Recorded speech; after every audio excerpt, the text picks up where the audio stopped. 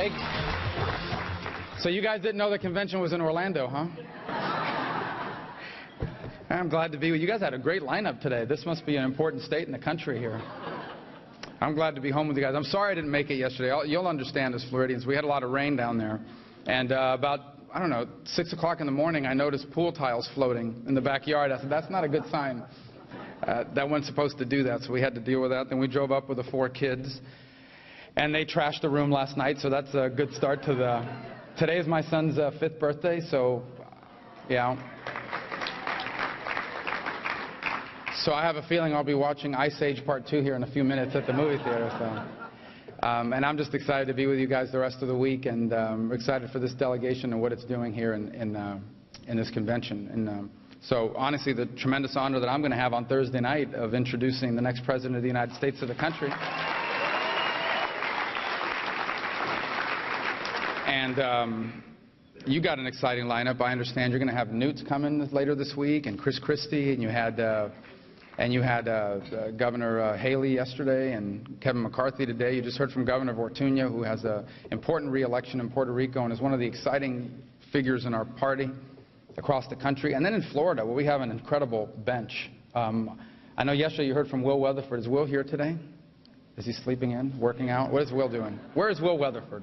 Well, he's great, and I think he's going to be a great Speaker of the House here coming up, and I thank him for filling in for me yesterday, and I'm really sorry I didn't get here on time, but I'm here today, and I wanted to just talk to you a little bit about what we're going to be hopefully talking about in this convention and what this convention means. First of all, I'm very proud of Florida, and I'm very proud of the Florida GOP and what it means for our country. I tell people all the time that if you want to look to what America is like today and what it's going to be like in the future, you have to come to Florida. Because Florida really is a microcosm of the country. One of the unique things about Florida is, just like America, we're a place that people come to be who they were supposed to be. You know, they're from somewhere else, and where they're from, whether it's another country or another state, they couldn't do the things they wanted to do. Something held them back, whether it was government or society, but in Florida they came to pursue those dreams. And so Florida is full of people who came from somewhere else. I bet you in this room right now the majority of you are from somewhere else at some point in your life. But you came here in search of that better life and of the opportunity to do the things you couldn't do in the nation of your birth or in the state of your birth. That's so true about America. And that's what's at stake in this election. One of the things I always try to remind myself of as someone who was born and raised in this country is how easy it is to take it for granted.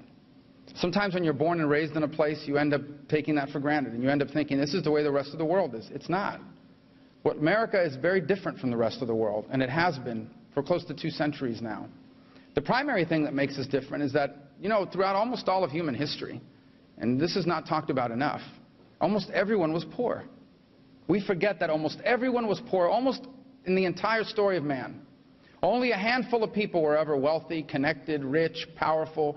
Only a handful of people ever had opportunity, and it was usually the same people. It was the same families that controlled the nations and the economies for centuries and decades upon decades.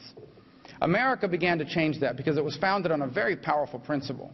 The principle that people aren't just all equal, they all have equal rights, because those rights come from a common creator. At the source of our rights is not our laws or our government or our leaders, it's our God. And when you have a society that believes that every single person is born with a certain set of rights, and that government's job is to protect those rights, not to give them to you, it changes everything if you truly believe it and live by it. And one of the byproducts of that belief is our free enterprise system. The free enterprise system that basically says it doesn't matter if you're an employee. If you have a good idea, you should have the right to be an employer. It doesn't matter if you're a worker. If you have a good idea, you should have the right to become an owner. If you think that you can do your job better than your boss does it, you should have the right and the opportunity to go out and compete against him or her. And if you're better than them, to put them out of business and take their place in the economy. And what happens as a result of that is an extraordinary economic miracle of unparalleled upward mobility. Do you know, American free enterprise has eradicated more poverty than all the government programs in the world combined. And that doesn't mean government doesn't have a role to play. Of course government has a role to play. We need to provide for your national security and your national defense, and other key elements. And it's not just federal government when we talk about government. We have state governments, we have school boards. Those things matter. They have a role to play. Government is an important institution. What it's not is it's not our most important institution. and you don't grow our economy, and you don't become a prosperous and free people simply because of government.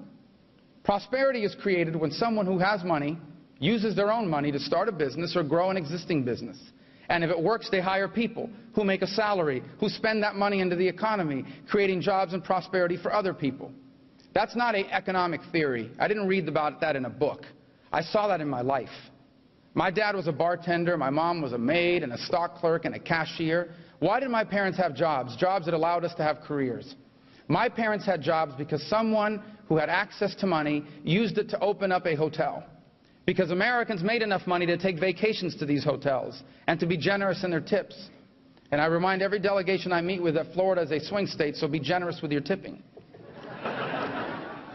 And because they had jobs provided for by the free enterprise system, they were able to raise us. My parents were not rich, they were not millionaires, but they were successful people because they allowed us to do all the things they never were able to do. They opened doors for us that were closed for them. We take that for granted at our peril, because that is not the way the rest of the world has been. And the challenge for us is not for America to become more like the rest of the world. The challenge for us is to try to make the rest of the world more like America.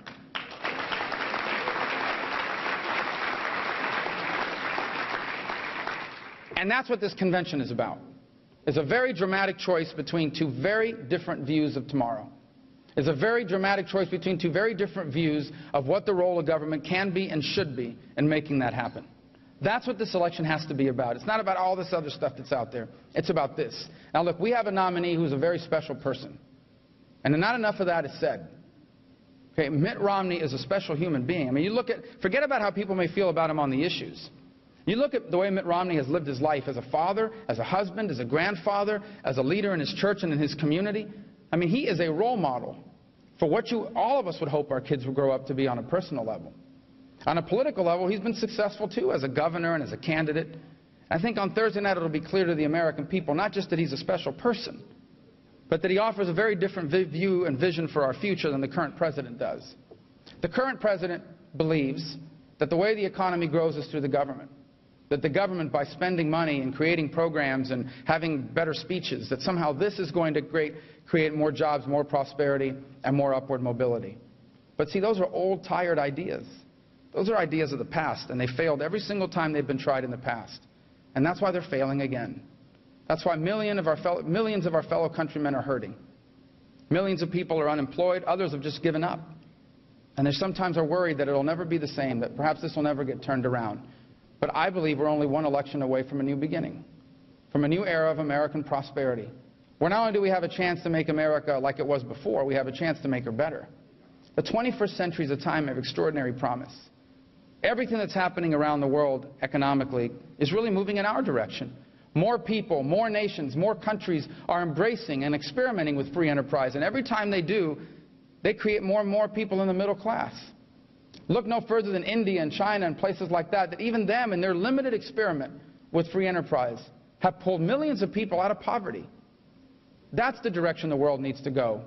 But it can't do it without the American example, which is the single greatest contribution we have made to the world, is who we are, is the example of America. You see, no matter where you live on this planet, there's someone just like you, born into circumstances just like yours, that has been able to do here what they would never be able to do there. And it's in that example that we set the course for the future. And that's really what this election has to be about. That's what politics should be about, is what is government's role in our future? And what should government's role be in our society and in our economy? And on those grounds, there's a very big difference between us and them. There's a very big difference between Democrats and Republicans. There's a very big difference between Mitt Romney and Barack Obama. And for Florida, that's critically important, because we cannot win the White House without winning this state. And we cannot win the state without each of you and the work that you're doing on the grassroots level. You know, I haven't been in this game long enough to have forgotten that. I started my career in politics literally at that level, as running basically the Dole for President campaign out of a small office in Little Havana in Miami. I worked the '96 convention as a floor manager and have a nice little hat to show for it. My candidacy was impossible. You know, just a few years ago when I was running for the U.S. Senate, and really just a handful of people thought I had a chance to win, many of whom are in this room tonight.